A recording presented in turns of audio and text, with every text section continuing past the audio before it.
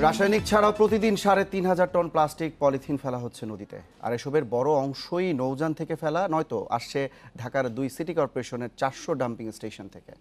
এতে নষ্ট হচ্ছে বাস্তুতন্ত্র, বিলুপ্তির পথে মাছসহ জলজ ও উদ্ভিজ প্রাণীকুল।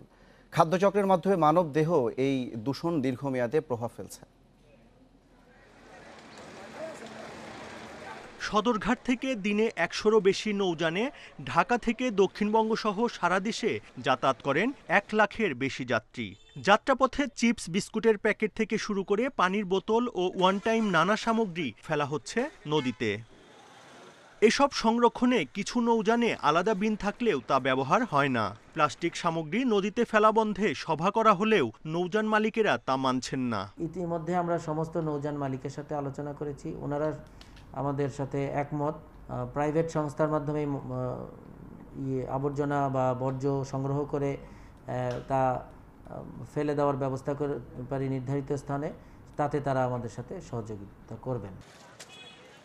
নিত্যপণ্যের এসব বর্জ্যের পাশাপাশি নদী বিপন্ন করছে প্লাস্টিক কারখানাগুলোর দূষণও। ঢাকার চারপাশের নদীতে এখন মাছ নয়, পাওয়া যায় প্লাস্টিকের ক্ষুদ্র দানা।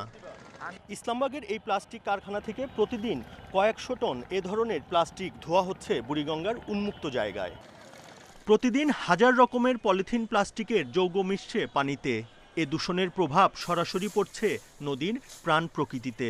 এই প্লাস্টিকগুলো ব্যবহার করে এই বর্জ্য হিসেবে আমরা পরিবেশে এগুলাকে থ্রো করছি। এই প্লাস্টিকগুলো আলটিমেটলি এগুলো জলজ পরিবেশে চলে যাচ্ছে এবং নদীতে চলে যাচ্ছে। এই নদীগুলোর মাধ্যমে সমুদ্রে প্রবাহিত হচ্ছে। এটি নিঃশেষ হয়ে যায় না, এটি মিশে যায় না।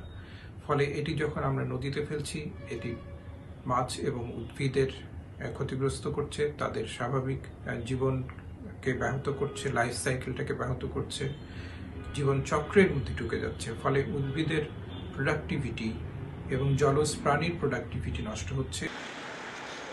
বুড়িগঙ্গা, বালু, তুরাগ সহ ঢাকার নদীগুলোর তীরে রয়েছে ২ সিটি কর্পোরেশনের ৪০০ ডাম্পিং স্টেশন। আর এখান থেকে দিনে ৩,৫০০ মেট্রিক টন প্লাস্টিক ও পলিথিন ফেলা হচ্ছে নদীতে। Buddhadeb Kundu, independent news, Dhaka.